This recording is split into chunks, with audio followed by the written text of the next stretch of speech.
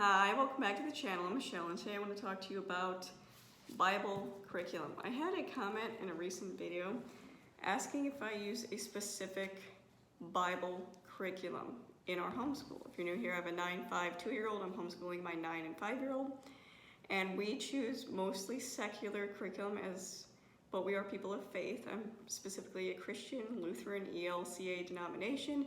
I have a whole video of why I choose secular curriculum. I have a whole video about why I teach religious diversity in our homeschool and within our family. But it struck me because I often don't talk about what religious resources we use. Now, I do have an entire video with my husband, who is also a pastor, an ordained pastor, about what Bible curriculum our church uses, and that's what my children use. And this is the younger kids' story Bible, and then this is what my 9-year-old uses for her Bible. But I never talk about in my curriculum videos about the religious curriculum or the religious resources we use because it's really not a part of our homeschool, it's a part of our lives. And my children attend church. They attend in-person worship every Sunday since they were born. And they attend Sunday school throughout the academic school years. There's no Sunday school during the summer months, but they attend the youth activities involved with that. And for me, I think that's enough. That's far more than I ever received. If you're curious, I have a video up about my religious journey, my spiritual journey.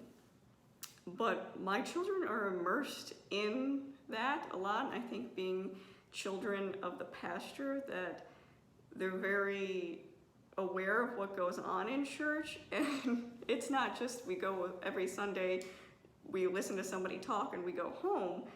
The people, our congregation, is very much a family to us, especially since we don't have family that lives near us. My children see the people in church every Sunday more than they see a lot of their relatives. And it's funny because they have become family members. For example, for Grandparents' Day, when my daughter was in public school, we didn't have grandparents that were close to her, so she invited members of our congregation that she's really close with, and they came to her Grandparents' Day, and they were grandparents to all the kids that didn't have grandparents that day, and it was really wonderful. But that's the thing, the people in our church are like an extended family, which again has some positive and negatives because you don't always get along with family, but to me, they are immersed in what I believe is the Christianity for us, the idea of love and respecting one another, embracing one another for exactly who you are. That is what happens. You know, there are some Sundays where my 2-year-old really enjoys accessorizing right now, so he'll come in with his sister's clip-on earrings, or he'll come in with necklaces, and nobody thinks well, I'm sure there are some people that are uncomfortable with the idea of a boy wearing those things, but so what? I mean, just because it makes you uncomfortable doesn't mean he's not welcome in church. But that's besides the point. But nobody says negative things to me. Nobody tells me my children are too loud.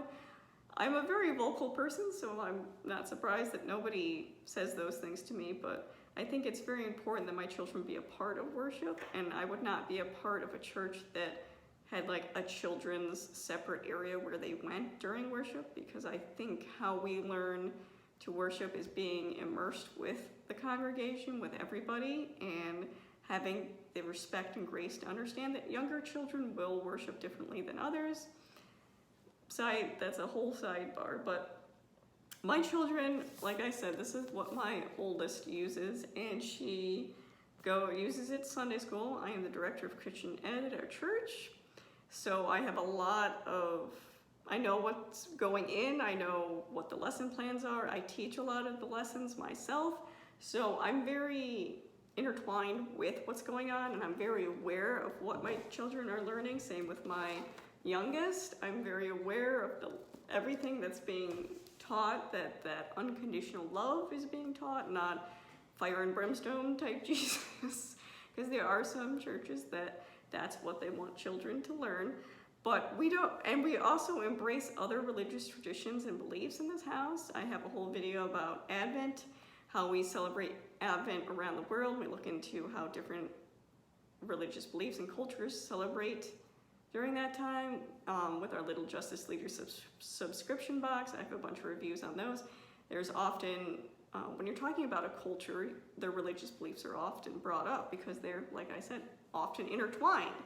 So we definitely embrace many different ideas, but our main faith practice is the Christianity, the Lutheran, the LCA.